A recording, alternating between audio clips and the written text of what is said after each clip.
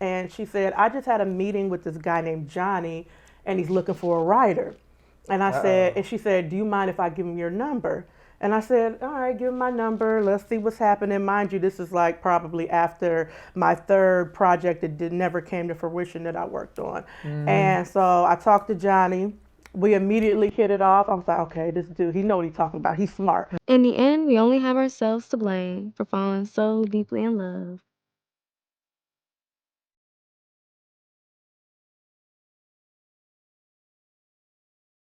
He has the perfect life, adorable baby, amazing husband. I didn't think I had to tell you about this, but my girl, my family, bro. She's about to get all the money. That's $2 million in cash. Because in the end, it's love that we can't cheat.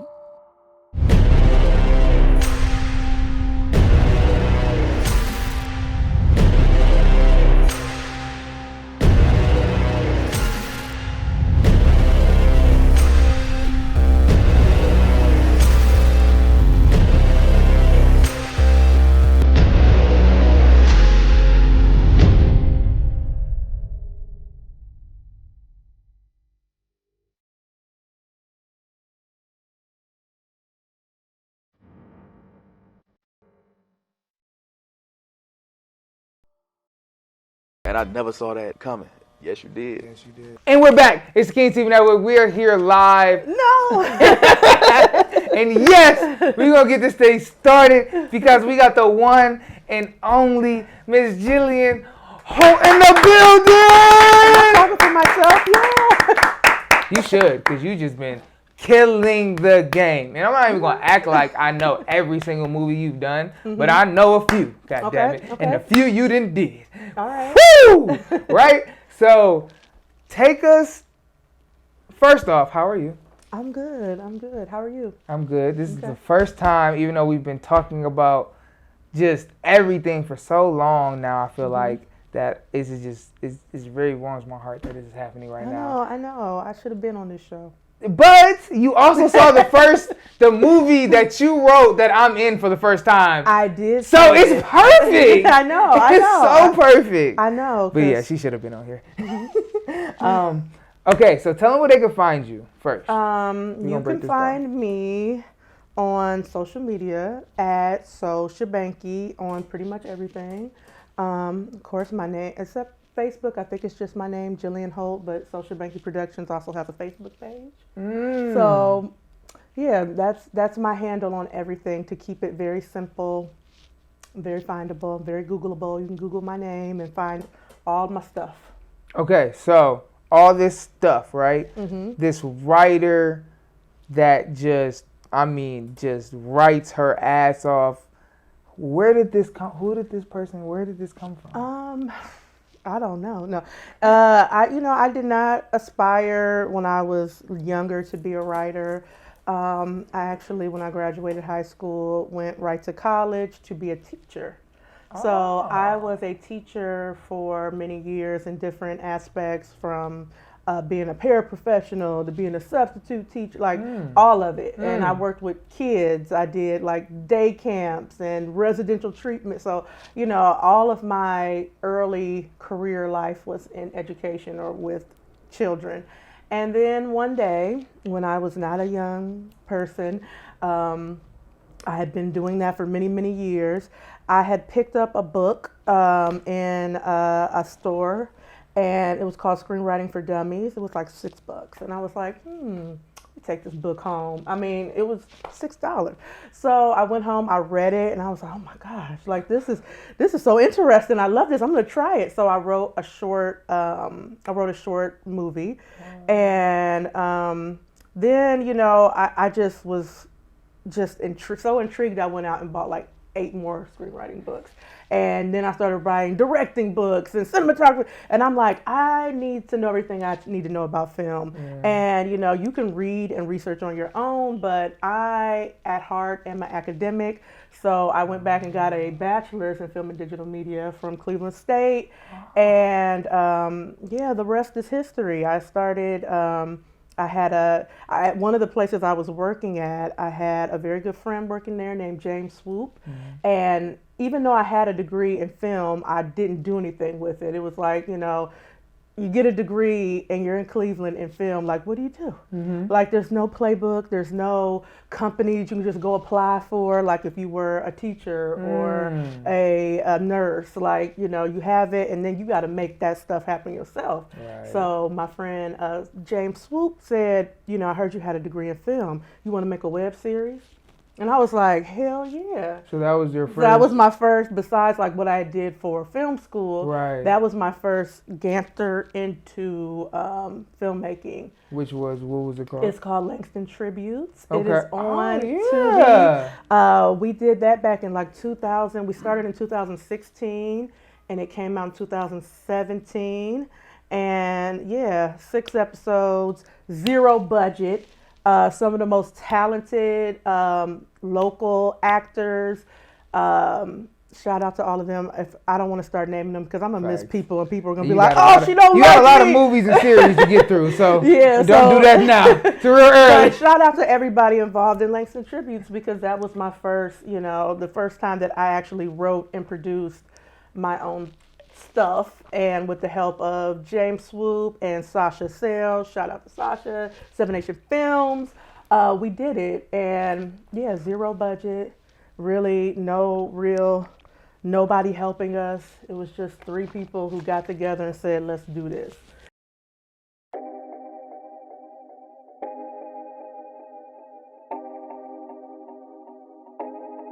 Wonder where they do that. I wonder where they do that. It's time that you pay me back.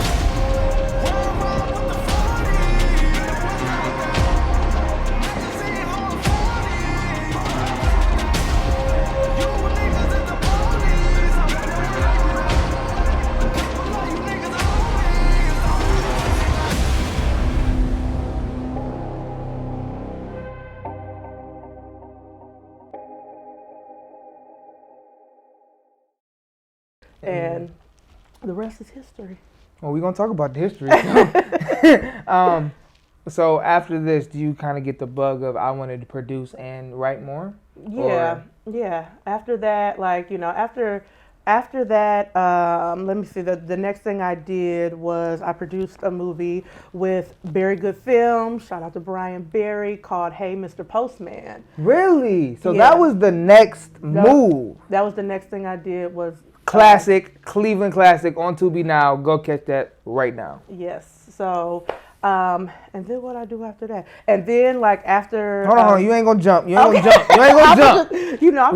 We're gonna stop there, right? Okay. So, Hey Mr. Postman, Very Good Films, very prevalent right now to this day, and y'all still have a relationship. Talk about meeting Very Good and meeting some of these relationships and kind of developing once you dive in after buying this book for $6. Like, you start meeting these people and getting these relationships. Like, how is that? Well, I met Brian through a person, and he didn't really, this was his first his first time in film, and he had sent me the script. So I read Hey Mr. Postman, like the first draft of it.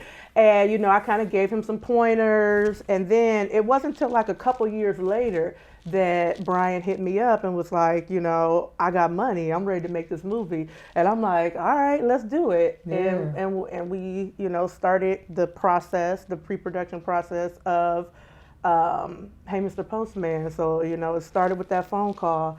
But I had probably read that script maybe 2 years before that phone call. What? So this was not like the script handed to somebody, we filmed it. It took, it was various variations of the script that had to be written, and then he had to, he's an independent film producer, so he had to procure the funds, which is not easy. So, but after he did that, we made the movie. That's amazing. And were you confident going into Hey Mr. Postman as a writer, producer?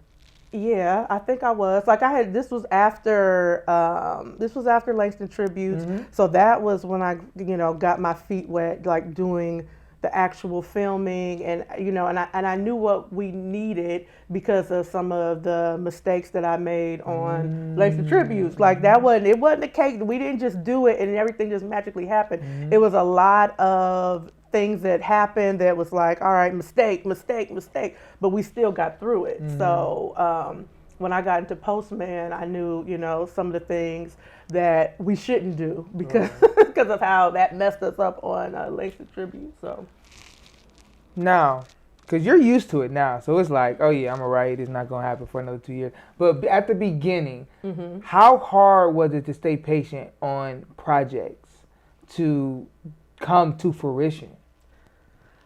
It's you You're have at the to beginning. yeah, like you have to be patient.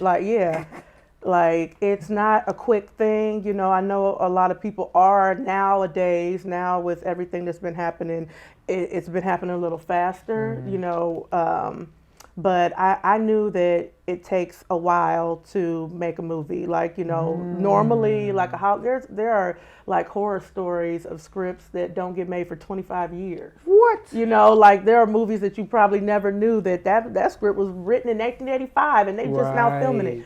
So, that's something that you learn when you're in like film school. So, I never suspected, the movies to happen, even as fast as they're happening for me now. That was never something that I thought was just going to naturally happen. I knew that it was going to take a while, and it generally takes a while to get a film from the page to the screen. It's usually a process. So how much did going to school and getting that bachelor's degree help your mentality in the film world to this day? Well, I think that, I'm also a film professor, so, I don't want to discourage anybody from going to school. Like I think that school and academia is important, and it's important to learn your craft.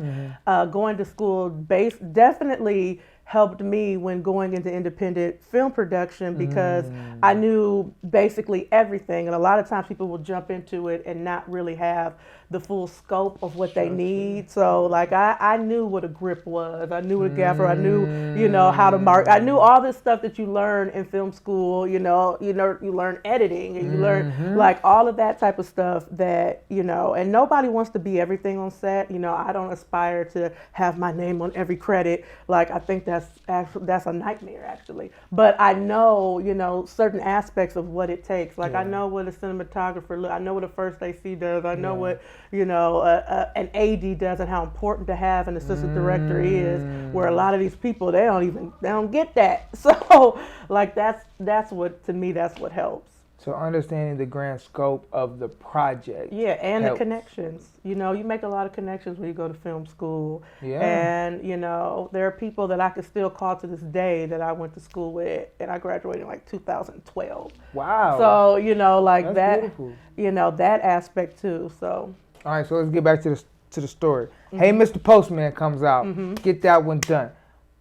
What kind of happens next? Then I got a phone call from one of my, I had worked on a couple of other like little independent projects that never saw the light of day here in Cleveland I won't talk about. But in the meantime, in between time, I get a phone call from one of my actresses who I love that was in Langston Tributes. And she said, I just had a meeting with this guy named Johnny and he's looking for a writer. And I said, and she said, do you mind if I give him your number? And I said, all right, give him my number. Let's see what's happening. Mind you, this is like probably after my third project that never came to fruition that I worked on. And so I talked to Johnny. We immediately hit it off. I was like, okay, this dude, he know what he's talking about. He's smart. Because I would get phone calls, a lot from people, and I could tell immediately, y'all. I know when y'all know what y'all talking about. So when you call me and you start saying like ridiculous stuff, in my mind I'd be like, okay, this is not a person who knows what they're talking about. Right. But Johnny absolutely did. So so we started talking. I said, well, what kind of movie do you want? He said, I want an urban movie, but I don't want it to be about drug dealing because that's like oversaturated. Everybody is doing the cocaine, the big dude, the big drug lord. But he still wanted it to be urban and crime related. And I said, well, what about scamming? Because I had known a scammer. And he was like, yeah. Because I had known a scammer. Origin stories, people. You gotta know where shit comes from. So he was like, "Yeah, let's do a scamming story." So I sat down really, and I think I'm not even, and this is not to talk your shit. No, like I sat down like probably the next week, and it didn't even take me. I think I wrote Scam Likely in like 2 days. The #1 movie of 2023. He said it, not me. And 2022. Scam Likely was less than a week. Yeah, I sent it to Johnny, and I said, I personally don't like this movie, but I think the people will like it. And it's not the best, but I think it checks all the boxes of what. Because then I started studying TUBI, like at the same time I started studying TUBI and the audience. That's a whole big and conversation what there. they want. Like, Yeah. you got to give the people what they want. So Now, when you say studying TUBI, I heard some stories. What do you mean by you study TUBI? I look at every week. I look at because TUBI will put out like their most popular in every category. So I look at those movies, not necessarily the studio pictures, because I know if they put Baby Boy on TUBI, it's going to be most popular. So like I'm looking at the independent films that make it to most popular, because a lot of times they don't you put that movie out, it has no motion, it doesn't do anything. So I'm looking at the ones that are making the list, and then I'm also looking at the comments that people are making. I'm in every single TUBI group that you could possibly be on Facebook. I'm literally reading all of these comments that the people, good, bad, I'm seeing which films people are liking, which ones they're hating, which one has both, because there are a lot of times film is subjective. So somebody will be like, that was my favorite movie of all time. And then somebody else will be like, this was trash. It was garbage. Everybody involved, go jump off a bridge. So you get that kind of juxtaposition of critique, if you will. So, and I pay attention to all that. And I knew like, okay, so one thing that me and Johnny talked about was, okay, they like a female protagonist, which is the main character. Like, that's a big thing. And they like, and they like, some type of crime. So like we went and we checked off all the boxes of what they wanted, and that's how Scam Likely was born. It seems like it just happened, but that was like, it's going. Originally, when you started writing it, what year was it? Was it in the pandemic? No, I want to say it was 2021. Okay, so all of this kind of like movement of you going back to back to back kind of all started in 2021. And now we're in 2024, and we kind of can't go a couple months without seeing something written by the Miss Jillian Holt. So how does that feel, before we get into the which movies and what, how does that feel going from 2021 to now, and really solidifying yourself as like one of the #1 writers in Cleveland and the one who can produce it very quickly? I mean, I just, it did. It's just the ball started rolling, and because I had studied writing, like I don't want anybody to think that everybody you should be able to write a script very fast, just like that. I had been writing before I had started. My film journey back in like 2009. So I had been writing since 2009. Okay. Wow. Get that, people, though. Get that. Like, understand that. Like that wasn't, me picking up a book and then the next day I was writing a full feature in an hour. Like, no, 10 years. I had been writing for years before this. I had been studying film. I had been studying screenwriting and story and development and everything. Like, so now it comes very easy and quick to me, but it was a process. So now it's just like something I do. It's like, I don't even think about it that much. I don't even think about it in terms of, oh, this is quick, or oh, you doing, because it's just, it's embedded in me now.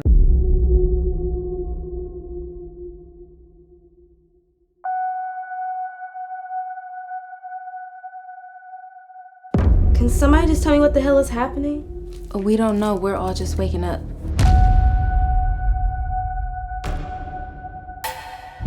Is there anything you know? Like, do you remember anything? I think I was kidnapped. Where is Locke?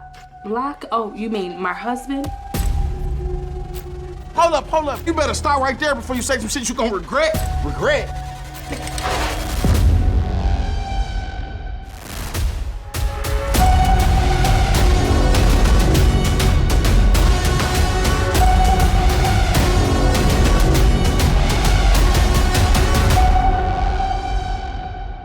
Damn, shit getting real.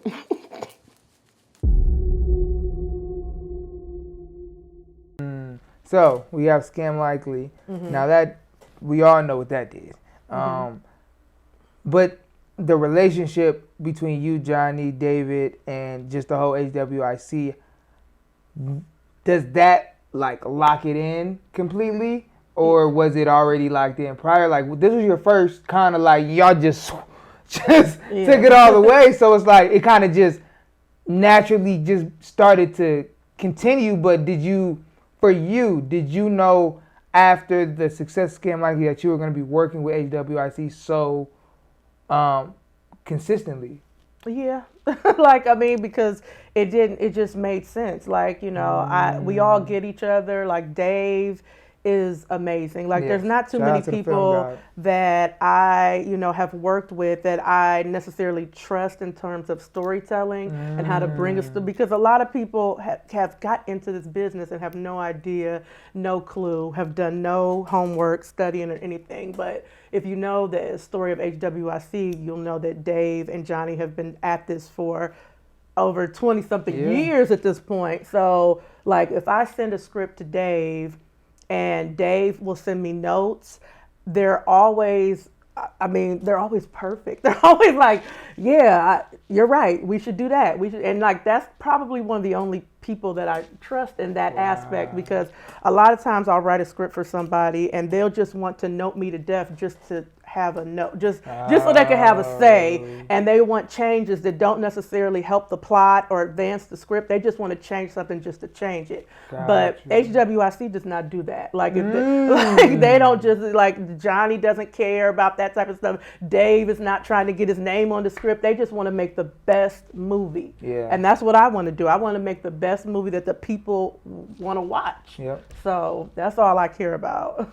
So we go from Scam Likely to Locked In. Is that the next HWIC movie that you give them? I think, that was the next after Scam Likely we did Locked In. Now, is that the one you give them, or is that the one that they pick? Because you start writing, you tell me the one I'll shoot is 14 behind the one you on now. So where are you at in your writing process between Scam Likely and Locked In, the back-to-back #1 movies in both years? Them two.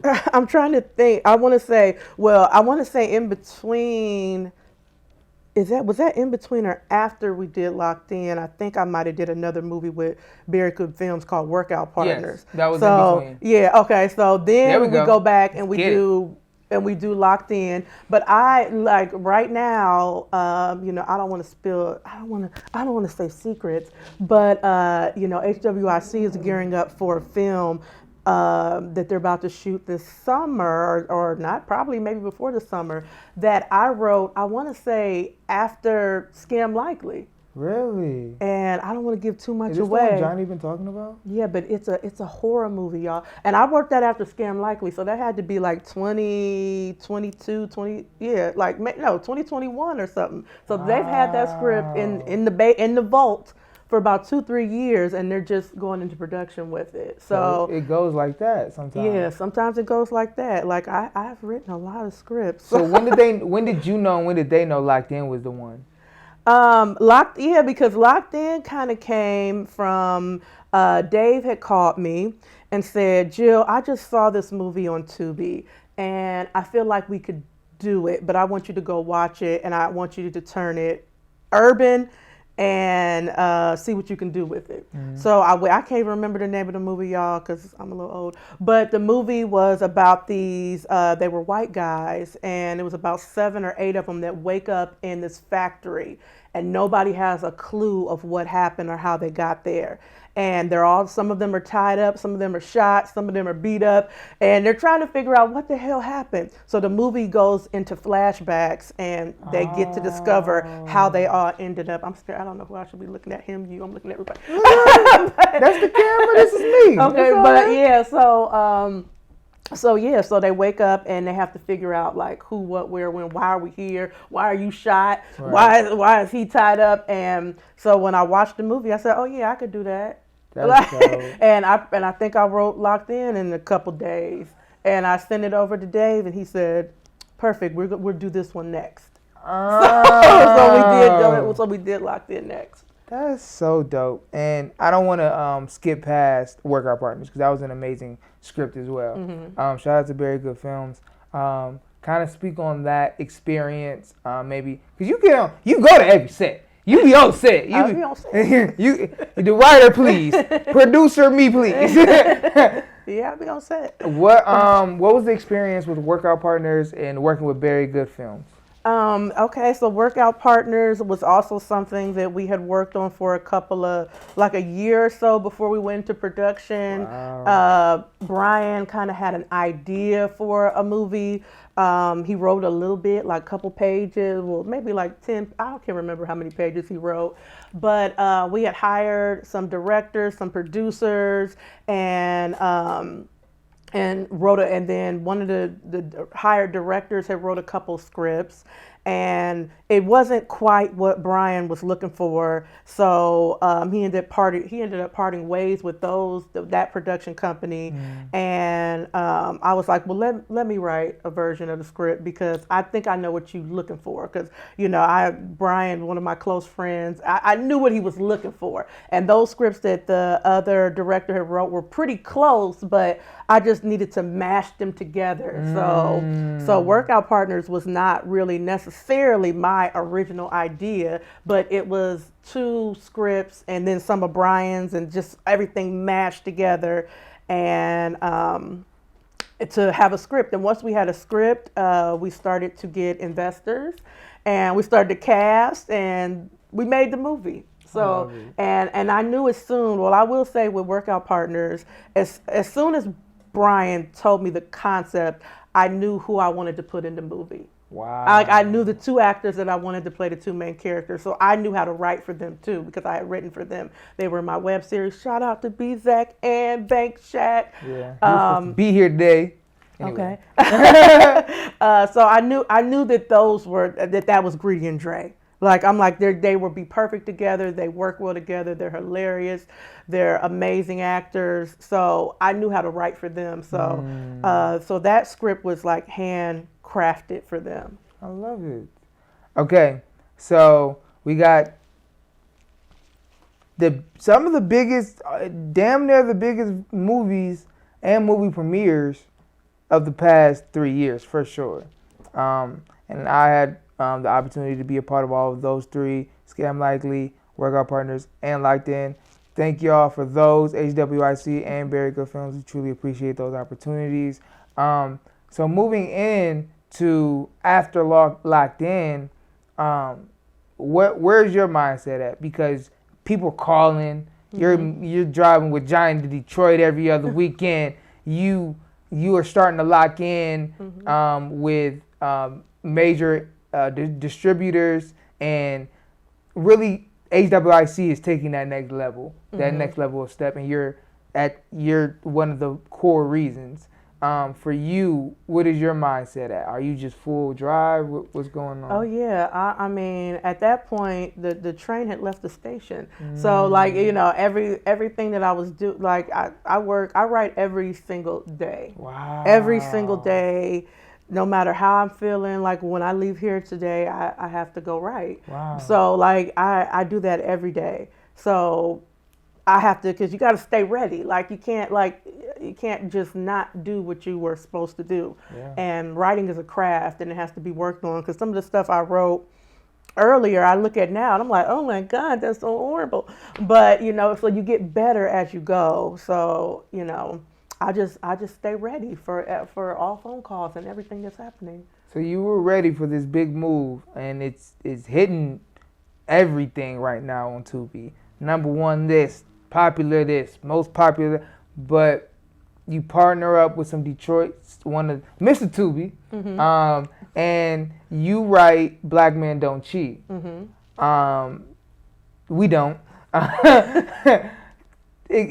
explain the concept, and if they haven't seen it, go watch it now on TUBI. If they haven't seen it, go watch it now. Explain the concept and explain kind of why you felt that was the right one, the next one. Okay, so I think this happened, and John. Scratch that because I'm lying. It wasn't the next one. AirB&D was the next one. Yeah, AirB&D. So AirB&D was the next one. Black Men Don't Cheat is hot right now, y'all. Right now. Yeah. Do you see how many they've done in literally 3.5 years? Like, it's ridiculous. All right, let's go. AirB&D, right? Okay, AirB&D. Literally, Joe Pitts is probably one of my favorite characters, and my most hated character of all time. Speak on AirB&D and the concept and why they should go watch that one too. Okay, so AirB&D came about when I had saw it was either like a TikTok or Instagram video of this lady, and she had came back, she had rented her apartment out to some lady, and she had went to LA, came back, I think she was in Atlanta or Florida, and the lady refused to leave. And it was just like real funny because she's she's like, don't ever do this, and look at this bitch, she's still here, and the lady is smoking cigarettes in the background like, yep, I show it, I'm not going nowhere. So it was just really, it was a true story, but it was just really funny. And then I had also watched on Netflix, what was it, something like Worst Neighbors Ever or Worst Roommate Ever, I think. And there was a story on there about this guy who would like move in with women and like basically make their lives a living hell. Now, he was really crazy in real life. But so I took those two stories and smushed them together, made them urban. When I told Johnny, one thing I will say about Johnny is that I call him and I say, I got an idea, and he'll say, do it. Like he just like, okay, yeah, I like that. Yeah, I like that. Let's do it. So when I saw those two stories and started brewing an idea in my mind, I said, I got this idea for a story about a guy who moves in and then refuses to move out, and he makes the lady's life a living hell. Johnny said, let's do it. So then I wrote it, and I was writing it, and as I was writing it, I think he called me and he said, I think I know who Joe Pitts is. I think it should be Haybert. Yeah. And I said, okay, I can write for Haybert. So I already had Haybert in mind when I was writing Joe Pitts because I knew that Oh, hi! You must be Joe Pitts, right? Yeah, that's me. What's this? Okay, so I'm gonna be in Miami for a whole week, so I figured I can make some money here while I'm gone. By turning your crib into a dewdrop egg? Better hope you didn't make a spare house key. Hey, babe. Joe, what are you still doing here? What did you do to my house? You like what I did with the place? Joe had already printed off the contract, right? I know. Now, somehow he wrote that he's a long-term tenant and not short-term. Like a roommate? Good morning, Riley. You gonna have to go down to the courthouse and file an eviction. What about my home? What about my things? How am I supposed to sleep with a strange man in my house? We've looked into Joe Pitts. He has no criminal record, not even a traffic ticket. You so need to go shopping, babe. So he's harmless.